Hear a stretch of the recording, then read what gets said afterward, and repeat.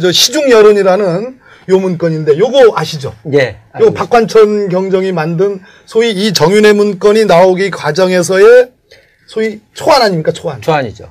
요거에 대해서 한번 좀 말씀을 좀. 그러니까 이제 사실은 이제 요 내용 하나 읽어드리고요. 요거. 네.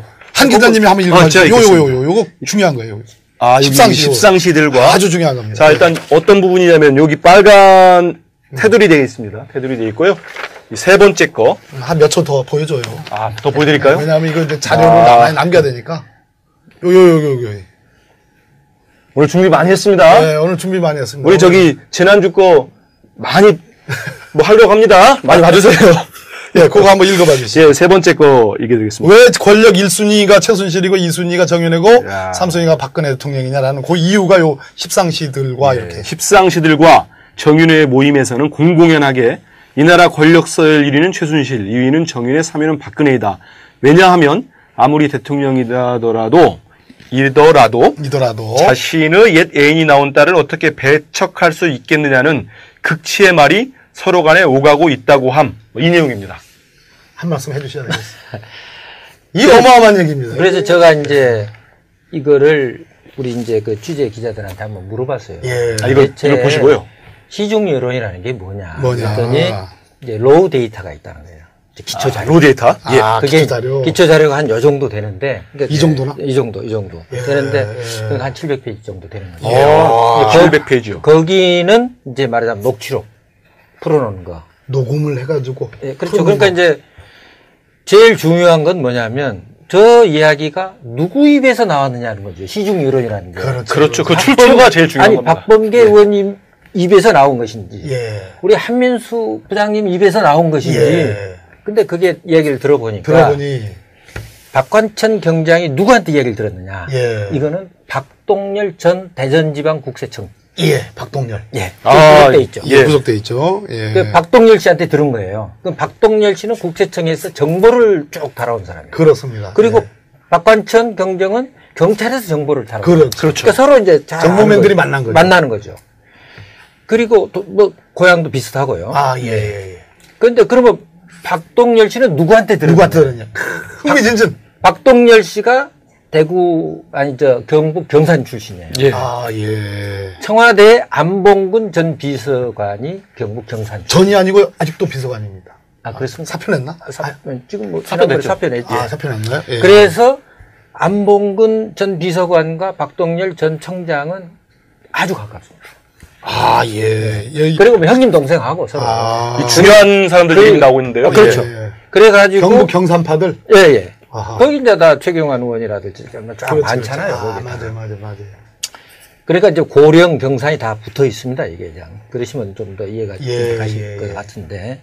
그래서 그 박동열 말하자면 전 청장이 들은 사람은 안봉근 비서관한테 들은 거예요. 십상시 문고리 3인방 중에 한 사람 안봉근한테 들은 이야기를 그거를 박관천 경정한테 전해준 겁니다. 그럼 안봉근이는 말 그대로 대통령의 문고리 3인방으로서 구중궁궐의 대통령의 모든 거를 알만한 부속 이비서관이거든요. 지금 문제되는 관저의 그러니까 그 상황을 다 제일 잘하는. 여기 보면 이제 박관천 경정의 인터뷰 보면 안봉근은 대통령의 피부다.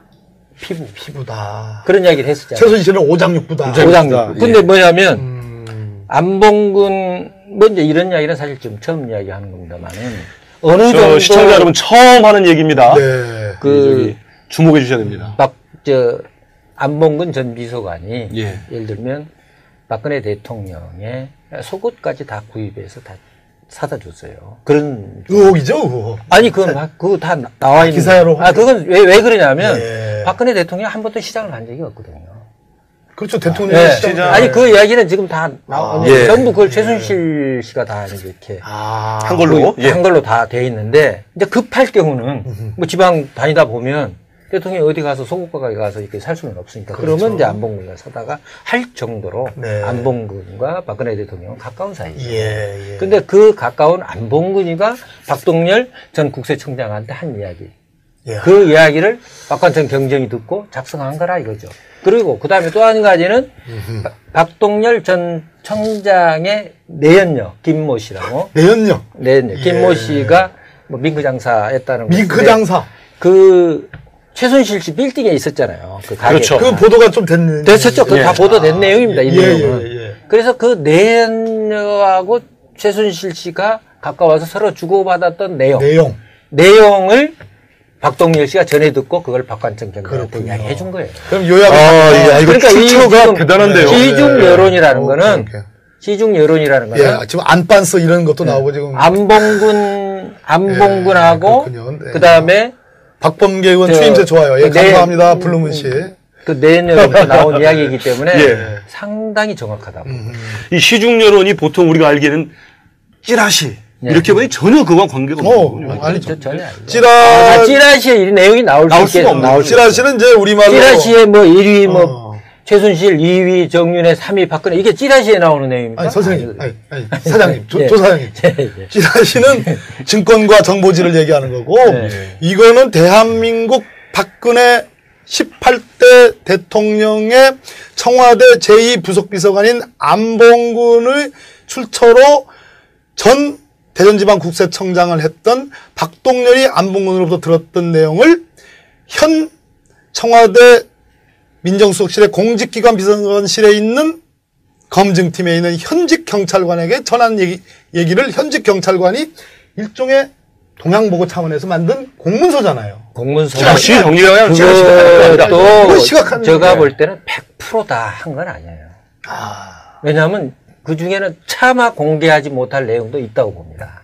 아니, 저거는 박관청 왜냐하면 저건 대통령한테 보고서니까. 그렇지. 그렇잖아요. 예. 그러니까 너무 대통령한테 자극적인 건 못했을 거 아니에요. 네. 그래서 박관청 경장은 자기 목숨 위태롭다고 그랬잖아요. 그렇죠.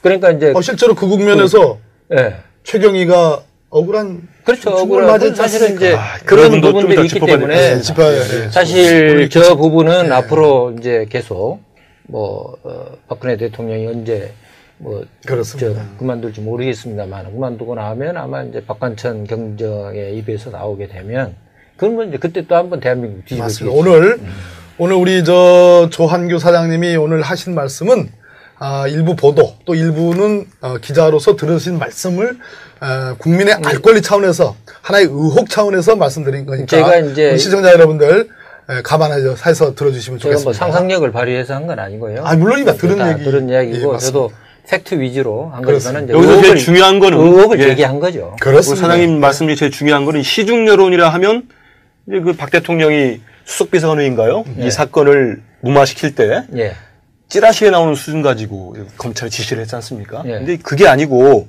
이 여론, 이 글이 이 문서가 작성되기까지의 중요한 출처가 안봉근 비서관과 박동열 대전청장이다. 그래서 지금 대단히 크레디빌리티, 신뢰도가 높은 거죠. 박동열 전 청장이 지금 어디에 있습니까? 깜빵 있죠. 구속됐잖아요. 판사 출신 이렇게 바로 그러니까 정윤회 문건 사건 구치소로 바꾸겠습니다. 대한민국 법무부 교도소. 정윤회 문건이 보도된 이후에 구속된 사람이 유일한 사람이 박동열 전 청장. 왜 들어가 있겠어요? 청와대에서는 아는 거죠. 박관청 경정도 갔다가 나왔죠. 나왔지만은 지금까지 있는 사람은 지금 그렇죠. 박동열 씨뿐이 없죠. 왜냐하면 박동열 씨가 나와서 이야기하면 아주 불편한 게 많으니까. 그렇군요. 이 문제는 여전히 진행형입니다. 한 가지 우리 조사장님 말씀 중에는 들은 말씀 중에는 이 박관천 경장이 그냥 박동열의 입으로부터 들은 얘기뿐만 아니라 그것의 로 데이터. 그러니까 이제 저희들 기자 이야기를 들어보니까 이제 식당을 녹취 부분도 있다 이거 그렇죠. 말씀. 예를 들면 이제 식당에서 이제 2명, 3명 정윤회 씨 JS 가든 2. JS 가든 2 다른데 또 있습니까? 또 있어요. 여러 밀식당도 여러 군데에서 밀식당도 있고 여러 군데에서 이제 2명, 3명씩 만난 거예요. 십상시가 다 10명이 모인 적은 10명 모인 적은 없고 2-3명씩 3명도 만나고 4명도 만났는데 그 만나는 사람들을 이렇게 다 해보니까 10명이더라 이거예요. 그래서 십상시라고 이야기를 한 거죠. 그런데 그 사실 십상시란 말은 정윤회 문건 이전에도 대선 때 많이 돌았습니다. 다 우리 한 부장님 아시잖아요. 그렇죠. 십상시가 한간처럼 다 해먹는다고 그 이야기 소문 다 들었어요. 4대 천왕 십상시가 다 돌았잖아요. 그러니까 그건 뭐 정치부 기자는 다 아는 이야기고요. 맞습니다. 십상시가 한 자리에 또 모이지 않았다는 것도 재밌네요. 아니 그렇게 그런데 이제 그때 모였을 때 이제 정보과 형사들이 옆에 있다가 그걸 녹취한 거 이런 내용들. 맞습니다. 그래서 거기서 이제 인사 개입하는 거. 정윤회 씨가 인사 개입했다고 하는 그 결정적인 것은 그런 데서 다 나온 거죠. 그렇군요. 그 옆에서 들어보니까 서로 인사 문제를 이야기하는 거 아닙니까? 박병계 의원은 이번에 박병계가 아니고 박범계. 박범계 의원을 이번에 어디 뭐 다행입니다.